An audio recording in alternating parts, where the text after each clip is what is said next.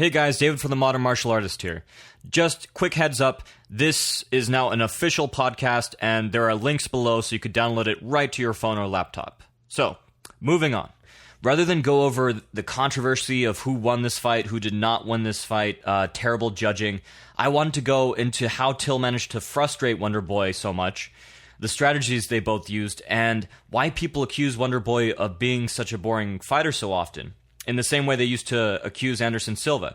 It's a kind of drawing counter-strikers problem, and I want to go into how Till managed to neutralize him so greatly in both the way that he likes to draw and counter and the way he likes to come in aggressively and blitz.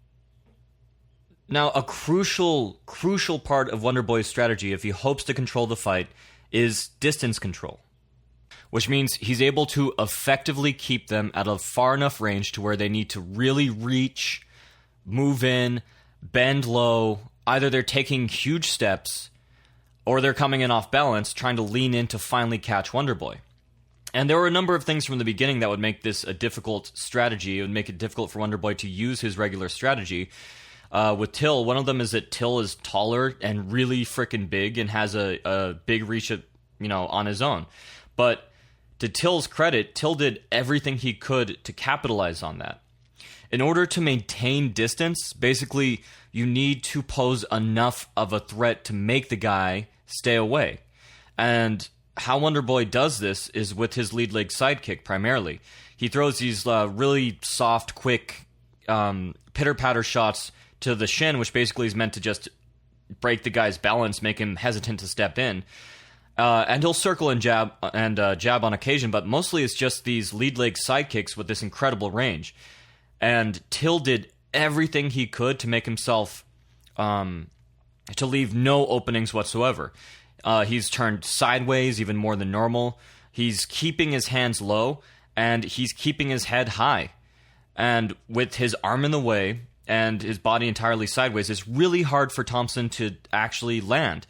Now, what Thompson could have done, ironically, and I've been complaining about this for so long in regards to Thompson, he's rarely, if ever, maybe in one fight, once in his past fight, he's rarely, if ever, thrown a lead leg sidekick to his opponent's knee. And if you're a distance fighter, it's all about linear strikes because they don't break your balance.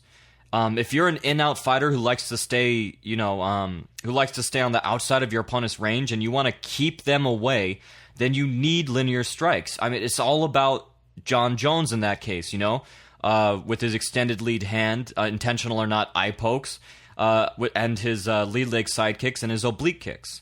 It's all about that. And Thompson's always refused to do that. I've always been unclear why, but he did this fight. He only did it once, and it was after Till had already stomped on his leg really frickin' hard. And here's my thing. I've always said I don't think that lead leg sidekicks to the knee or the leg should be allowed at all, because I think it's too dangerous. I think it's going to fuck up too many fighters, especially as more fighters realize how powerful it is. And Wonderboy, I hope he's not hurt too badly, but I've always said as long as his opponents are able to do something, then he should capitalize on that too. There's absolutely no reason not to give up that advantage that he would have. Now, all that being said, Wonderboy has a second line of defense to frustrate his opponents, which is, of course, lateral movement. He's able to circle, move around, and what Till did was absolutely brilliant.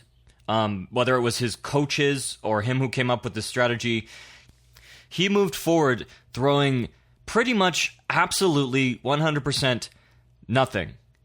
So he just walked forward, moving his arms up and down, keeping himself entirely closed off to any attacks that Wonderboy want to throw.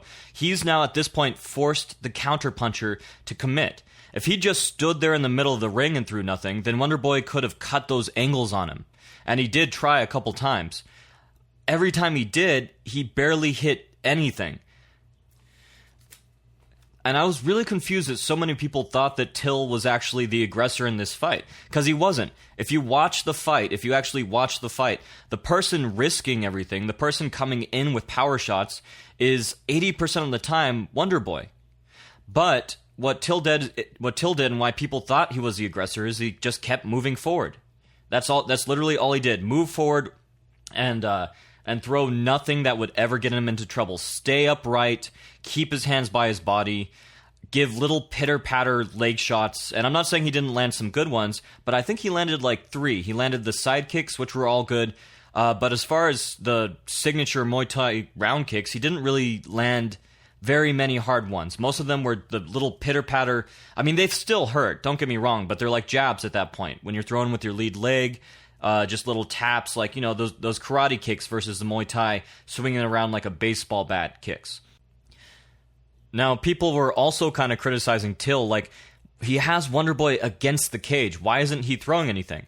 Well, for the same reason he wasn't throwing anything when he was chasing him to the cage. Because when Wonderboy takes off, angles out, and regains the center of the cage, when does he do that? After you've thrown something. Every time you lift up your leg higher than necessary, anytime you lunge forward to throw a punch, or you lift up your leg to throw a leg kick, that's Wonderboy's chance to cut that angle and regain the center of the cage, which is why they had these weird standoffs where Till would just kind of wait to counter Wonderboy, not throwing anything. Till's back is against the cage, a lot of his movement is taken away, and Till's just waiting for him to throw something so that Till can counter Wonderboy. Because Till, in many ways, is a counterer too. He's got that counter left hand. That's why you saw so much footwork, why you saw so many foot feints, why you saw so many rhythm breaks, why you saw that jab coming in and out throughout the entirety of the fight. It was because neither guy was really looking to land an attack. They were both just looking to draw an attack. So basically, they just kept throwing feints. Like, hey, who can be the first one to make the other guy think they've actually thrown a shot so that the guy can counter, so that they could counter. And that's what Joe Rogan talks about when he's like, oh, the high-level chess match, da-da-da-da-da. It wasn't that high level. It was pretty basic, but it was being done at a high level. And you'll see this way more. It was done at almost a point fighting level. A lot of people were saying it was like they were almost sparring each other. And it really did look like that.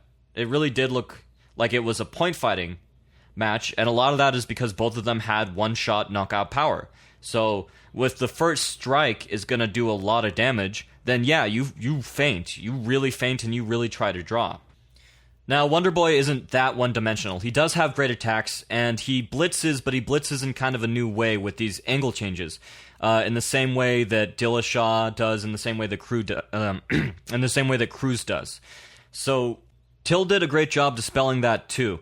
When Wonderboy went in with his first punch, which usually gets a reaction, when it gets the reaction when the opponent moves back, if he counters, if he moves side to side, then Wonderboy's ready in an instant with the kind of that bounce step to just move off at another angle and then take advantage of the opening left.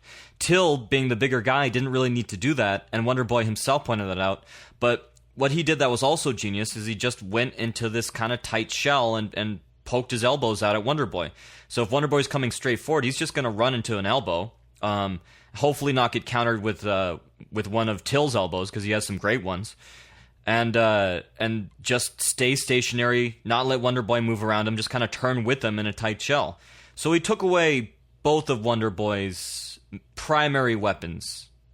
So very smart of him. He left absolutely no vulnerabilities, and so he took away, by not committing and keeping himself closed off, he took away Wonderboy's ability to counter, find him with anything, and come in offensively.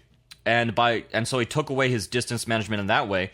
And then by moving forward, cutting off the ring, but keeping himself from throwing anything hard, he took away his lateral movement. So he took away those two things.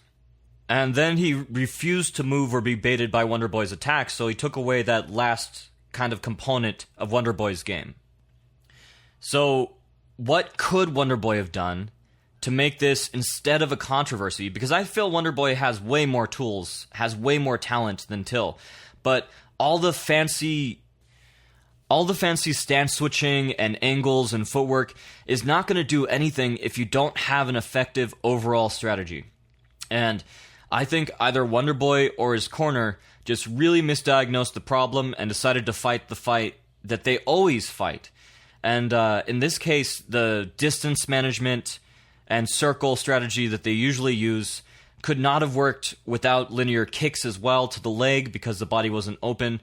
And man, they really are not willing to do that. So there's only one thing they could have done, which is go from being kind of the drawing counter puncher where you try to draw your opponent in by lateral movement and retreating and tricking them, to the pressure counter puncher. And I'm not saying an extreme pressure counter puncher like Mike Tyson. I'm not saying, even though that's what you should do with the taller guy, is getting close and everything, you definitely don't want to get in close all the time to the Muay Thai specialist when you specialize in, long range tactics. But you do need to pressure them somehow. And if you can't control the distance, then you need to agitate them. You need to hit them with a lot of small shots that build up over time. And Thompson was not doing that. It was Till who was doing that. Till landed a lot more shots in this fight, which surprised the hell out of everyone, including me. I had to go back and watch it about 3 times. Because a lot of the shots he's landing, especially those leg kicks, are not in any way significant. Some of them are just little taps to get his distance. I don't know if they counted those or not, but they're just sharp and tight, and they scored. So Till was doing that. Wonder Boy was not, and Wonder Boy should have been doing that to build up points, for one. I think probably he thought, I'm hitting him with enough hard kicks to the body, enough side kicks, back kicks, teeps. I'm hitting him with enough hard stuff, and his stuff probably isn't counted, but it was counted. And if that's your strategy, you need to be racking up points. You need to be circling. It's like Muhammad Ali. He racked up those points with the circles and jabs. But speaking of that, though, my mind's on that because I've been doing the breakdowns of the heavyweights this whole past week. So I'm going to use them as an analogy because that's where my head's at. Ali would hurt people with those jabs, and they did something else. Besides racking up points, they'd take away the opponent's eyesight. They'd take the wind out of them. They'd slow them down. And I think the perfect solution to Wonder Boy's problem, besides those side kicks, because it's hard to circle and do linear kicks. It's easier to circle and do kind of hard round kicks or what have you off of the back leg and then just kind of move out of the way there. So he could have been doing those. He could have been jabbing. But I think where he had success, and his coach should have absolutely told him to keep going with this, was to get Till's body.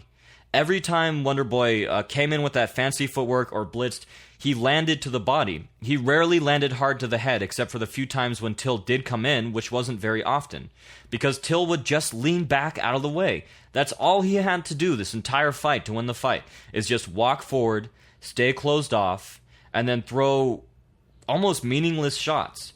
And I think that's why under the system we have now, if you're not looking at it as a fighter, if you're looking at it as a sport, if you're looking at how it's scored, which is how you have to look at it, then Till did edge the fight. Does it look like he did? Hell no. It does not look like he won that fight. That's why so many people were so confused.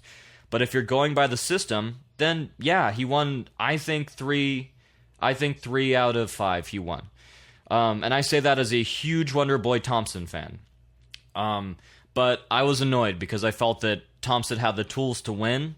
And it's nothing to do with him not being the aggressor. If you go back and watch the fight and see who fully commits most often, it's 100% Thompson.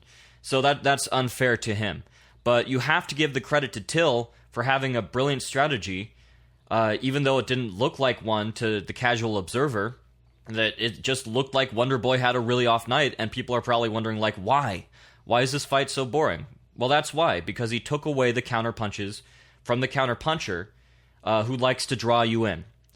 And it's the same problem Barboza has. They know how to draw the opponent in.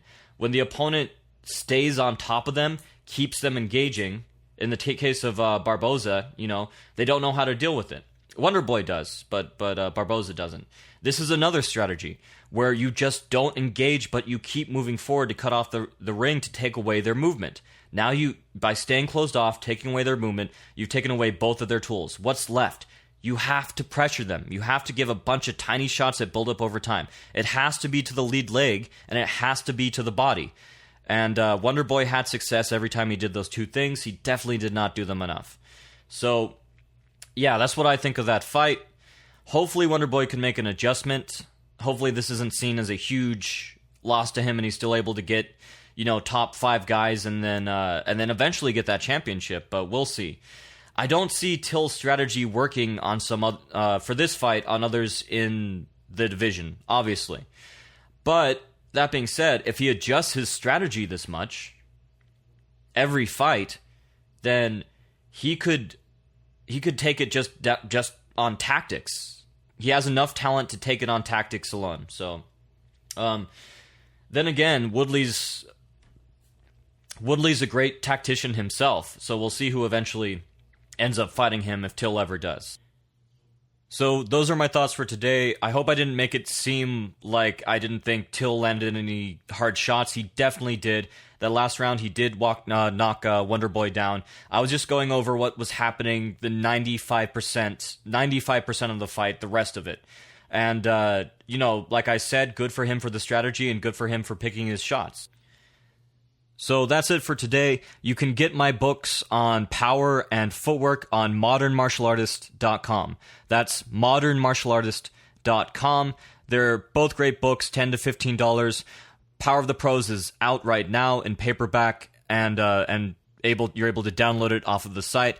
Footwork Wins Fights, you're able to download it off the site. It's not out quite yet. It will be out this upcoming month, and you could get it for $5 off if you order it now. So that's it for today, and as always, happy training.